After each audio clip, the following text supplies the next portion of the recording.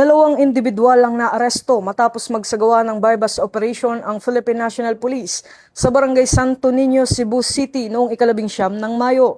Sa operasyon na pinangunahan ng CIDG Mandaue City Field Unit, CIDG Regional Field Unit 7 at RIU 7, nasabat ang humigit kumulang 207 assorted laptops na may tinatayang halagang 5.3 milyong piso.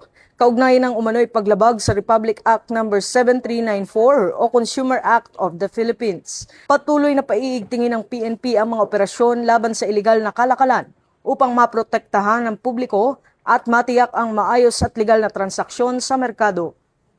Mula rito sa Campo Crame, ako ang inyong PNN correspondent, Patrolman Don Brosas, alagad ng batas, tagataguyod ng Balitang Pulis.